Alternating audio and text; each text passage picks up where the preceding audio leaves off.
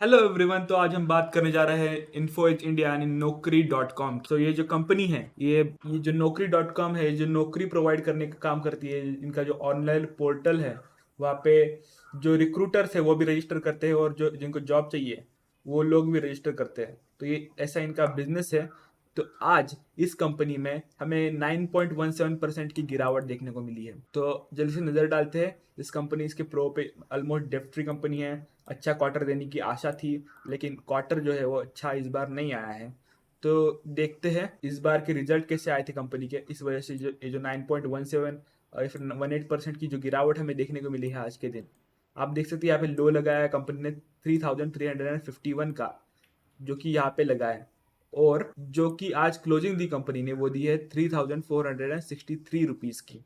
तो यहाँ पे इसका स्टॉक जो है वो क्लोज हुआ है।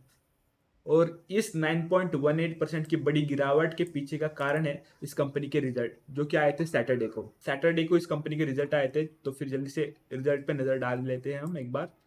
तो जो कंपनी के रिजल्ट थे इस बार के, यानी क्वार्टर 3 के, दिसंबर 2022 के जो रिजल्ट आए थे, वो आप भी यहाँ पे देख सकते हैं कि अगर हम क्वार्टर ऑन क्वार्टर कंपेयर करें, अगर पिछले क्वार्टर से कंपेयर करें हम, तो 604 करोड़ से 590 करोड़ सेल्स यहाँ पे ड्रॉप हुई है। लेकिन अगर हम ईयर ऑन ईयर यानी कि पिछले साल के सेम क्वार्टर से कंपेयर करें तो वहाँ पे हमें थोड़ी ग्रोथ दिखती है सेल्स में।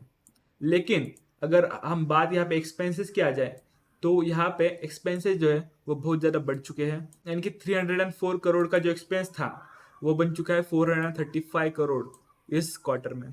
और आप यहाँ पे देख सकते हैं कि ऑपरेटिंग प्रॉफिट जो है वो 155 करोड़ निकल के आया। लेकिन जो कंपनी के जो ऑपरेटिंग प्रॉफिट मार्जिन है यहाँ पे पिछली बार से, पिछले क्वार्टर से बड़े हैं। लेकिन ईयर ऑन ईयर हम देखें तो यहाँ पे 28% से 26% यहाँ पे मार्जिन बने हैं। मार्जिन जो ईयर ऑन ईयर घटे हैं और क्वार्टर ऑन क्वार्टर बढ़े हैं। तो ऐसी है ये कंपनी। यहाँ पे हम नेट प्रॉफिट पे जल्दी से नजर डाल लें तो जो नेट प्रॉफिट है लगभग आधे से भी कम हो चुका है। अगर 94 का हम आधा निकाले तो वो बनता है 47 रुपीज। लेकिन ये जो 47 से 1 करोड़ कम, यानी कि 46 करोड़ इसने जो है नेट प्रॉफिट दिखाया है। और सबसे बुरी बात इस कंपनी के लिए है कि इसने जो अर्निंग पर शेयर है वो इस बार नेगेटिव कर दिया है। यानी कि आप अगर इतना पैसा दे रहे हैं इसको, 3,300 रुपीज़ का जो प्राइस है, 3,400 रुपीज़ का, तो इसके ऊपर आपको कुछ भी अर्निंग नहीं मिल रही। यानी कि अर्निंग पर शेयर जो है वो नेगेटिव हो चुका है इस क्वार्टर में। पिछले लगभग 10 क्वार्टर में भी हम देखें तो अभी तक पॉजिटिव चल रहा हुआ अर्निंग पर शेयर जो था, अब तक ये जो पॉजिटिव चल रहा था वो हो चुका है नेगेटिव। और अगर हम year on year net profit की बात करें तो यहाँ पे 4,633 करोड़ से 46 करोड़ से बचा है।